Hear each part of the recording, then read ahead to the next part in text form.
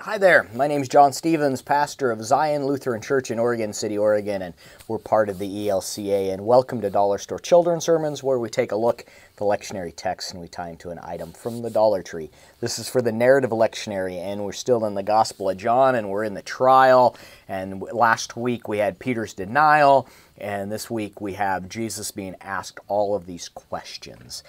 And it makes me think of there's the old joke that where the Jewish rabbi is asked by a student, "Rabbi, why do you answer all questions with a question?"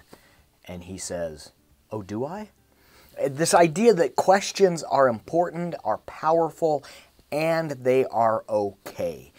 Sometimes our kids and adults can get this idea that it's not okay to question. It's not okay to question God. It's not okay to question Jesus. It's not okay to question the faith. It's not okay to question parents or teachers. It's not okay. But we know that's not true. It is not only okay, but it's necessary to ask questions and ask important questions and ask questions that make us think and ask questions that might seem silly and ridiculous, but it's important to ask questions. And that's the whole direction I'm going, because all of this stuff, especially in this reading for this Sunday, it's a long text and a lot of stuff is going on. Jesus is on trial and all of this stuff is happening, but there's question after question after question. So you say you're a king. Why did they bring me to me? And I mean, I counted through, and there's a good handful of questions in this text, and it just leads me to say, there's something here about asking questions. I think of Jonathan Rudman, the Lutheran musician, and he has the song, "If you have a question, just raise your hand." And you could look it up on YouTube. He has a video that they put together on it, came out a few years ago. But it's just a beautiful song about if you have a question, just raise your hand. That it's important, and there's a sense that we engage one another with the questions. And it really, the questions work as a springboard for our faith. We ask the questions and we get into dialogue. Now here I think is the crucial part of when questions get asked.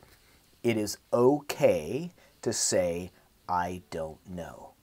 And I kind of see this in the text, that there's this struggle with the people that here comes Jesus, and it's like, here's this person going, I don't really get what's going on. That's what I read on the underneath the text, is like the main players are going, except Jesus, but most of the main players are like, I don't really get what's going on. I don't know.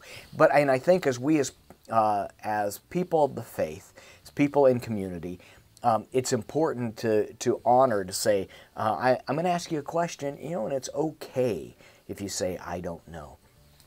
For my confirmation class, told them, used to be that they would be tested in front of the congregation. A long time ago, at least in my tradition, a long time ago.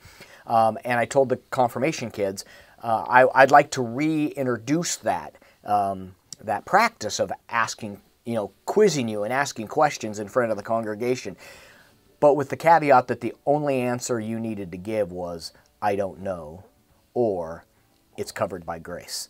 And so this idea that "I don't know" is a powerful statement, and it takes a lot of courage to admit, "I'm not sure, I don't know."